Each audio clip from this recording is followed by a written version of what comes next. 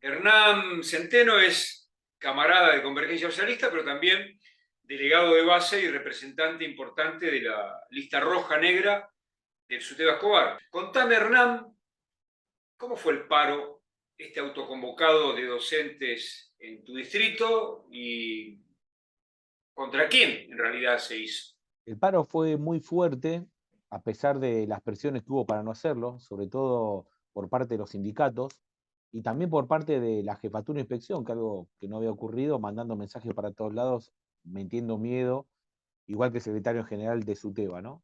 A pesar de eso, el paro fue enorme, la base lo tomó, y lo interesante fue que se discutió escuela por escuela. Hubo como una rebelión de las bases de cada escuela, y empezar a tomar el paro en sus manos. ¿Contra quién fue? Contra el gobierno, obviamente, que es el que ajusta, pero también fue un paro contra la burocracia sindical. Sí, sí, definitivamente, definitivamente. Hay una mezcla del hartazgo de cómo estamos trabajando y mucha bronca con los sindicatos que no están diciendo nada, sobre todo después que el gobierno anunció hace pocos días un recorte de 70.000 millones de pesos a la educación. Sumado a la inflación y las condiciones que estamos trabajando, la exigencia que los sindicatos hagan cosas que no tienen respuesta hizo que haya habido un paro prácticamente autoconvocado. Los reclamos de la medida de lucha esta, salarios obviamente, porque nos están jodiendo con el tema del impuesto inflacionario, pero va un poquito más allá de eso. Sí, o sea, el salario en primer lugar, las condiciones de trabajo en segundo lugar, mucha violencia, los problemas de infraestructura, y también empezar a recorrer en un sector de la docencia el problema de la reforma educativa, el cambio en el régimen académico y todos los problemas que vemos que se vienen sumando desde hace 2 o 3 años y que ahora se empiezan a profundizar. Hubo jornadas estos días, yo también soy docente acá en Lanús, y nos empezaron a meter por la ventana, de manera bastante violenta, la reforma educativa, un cambio muy importante que se nos viene. ¿Por qué no contás qué significa esto si se impone? Ya hay algunos elementos que han puesto, pero ¿qué significa llevarlo hasta el final, esta reforma educativa? La reforma empezó en plena pandemia, cuando nosotros salimos a denunciar que cambiaron un artículo de la Ley Nacional de Educación, legalizando la bimodalidad o la educación a distancia.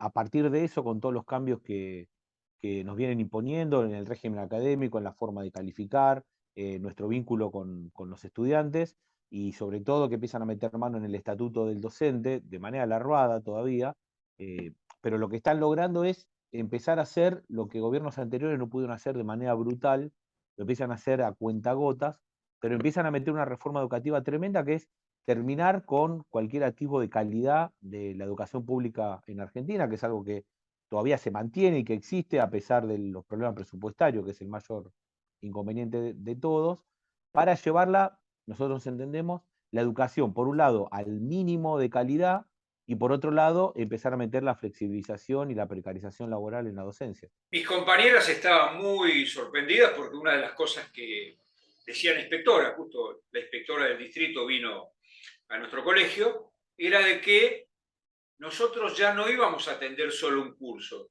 podíamos atender cualquier otro curso en caso de faltar el profesor o en caso de necesidades de parte de la dirección o de la propia jefatura. Sí, hay algo que viene de la última reforma al régimen académico del 2011, que es el concepto de corresponsabilidad, donde todos somos responsables de lo que pasa dentro de la escuela. Ahora se avanza con eso, incluso a partir del concepto de bimodalidad, que nos lo impusieron con la cuarentena. eh, por ejemplo, si un docente está de licencia, puede tranquilamente seguir trabajando, mandando trabajos, o si tenemos cursos superpoblados, en lugar de doblarlo, atendemos una parte virtual y una parte presencial porque ahora es legal, por ejemplo. Eh, Tampoco tenemos más herramientas, ¿no? Se está hablando de que la repitencia no va más, se está hablando que la presencialidad de los chicos en la escuela tampoco va a ser un elemento para aprobarlos o no, por lo cual la política que viene de arriba, entre otras cosas, es de continuar la estafa educativa, decimos nosotros, lo que pasó en el 2020, 2021 con los chicos y continuar con eso, ¿no? Es más, está planteado ahora como el bienio 22-23, en cuanto inclusive a la evaluación de los saberes de los estudiantes, por lo cual lo que nosotros vemos es que acá lo que se está haciendo es una máquina de juntar números y datos para que después el gobierno diga, miren qué bien que va la educación, y nosotros sabemos realmente que viene muy para atrás, está cada vez peor y los chicos cada vez aprenden menos.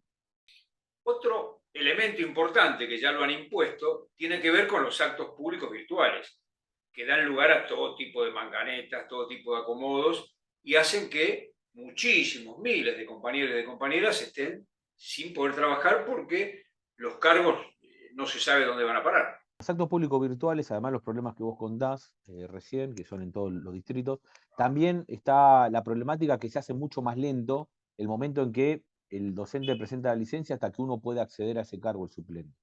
Por lo cual, los chicos quedan durante mucho tiempo sin docente o no se llegan a cubrir y el gobierno se ahorra unos cuantos mangos en cubrir, cuando en otro momento con los actos públicos presenciales era mucho más rápido, ¿no? Era casi automático, ¿no? Que las horas se publicaban, se tomaban y se cubrían. Otra cosa que hay que agregarle es el manejo discrecional y como aparato político del kirchnerismo, de los planes fines y otros que están en manos de los punteros. O sea, cada vez esto se está degenerando más y hay mucha bronca.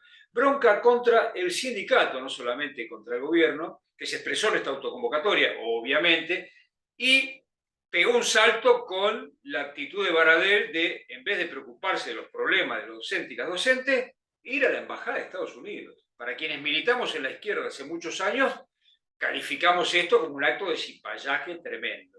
¿Cómo hay que trabajar para construir una nueva dirección, para construir un nuevo organismo que le permita a la docencia de la provincia de Buenos Aires coordinar entre sí y pelear de la manera que vienen peleando en el interior, por ejemplo, en San Juan, en Mendoza, en Córdoba, donde la autoconvocatoria ha sido muy importante? Y acá no hay ninguna duda que la estructura sindical tal cual como está no sirve, es más un freno a cualquier proceso de lucha que algo que ayude, porque no es solamente cómo nos organizamos, ¿no? Y lo importante es empezar la organización de cada escuela y la coordinación, sino también es incorporar al conjunto de la comunidad educativa y a la sociedad. Los sindicatos no lo permiten eso.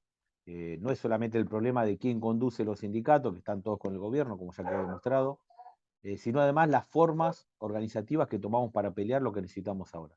El ejemplo de lo que vos contabas de las provincias del interior, hoy Córdoba está en esa situación también.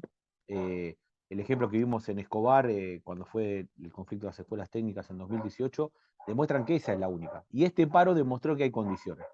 Con todo en contra, desde cada escuela se garantizó un paro enorme.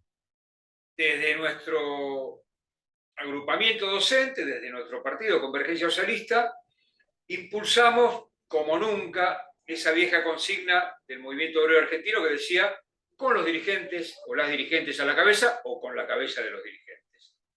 No queda otra. Y nos da la impresión de que se viene un periodo de grandes conflictos donde los docentes, las docentes vamos a tener que coordinar no solo por abajo y entre sí, sino con el resto de los laburantes, porque no va a haber manera de resolver nuestros problemas inmediatos, nuestras demandas insatisfechas, sin derrotar al ajuste y a los ajustadores. Para darle continuidad a la medida de fuerza necesitamos avanzar, continuar con el plan de lucha y para eso es necesario que se convoque a un plenario provincial de delegados de escuela, más que nada con mandato de escuela, no que sea un acuerdo entre agrupaciones, es la responsabilidad que tienen hoy las seccionales conducidas por la oposición que convocaron el paro, de llamarnos a todos para empezar a coordinar y avanzar en el plan de lucha.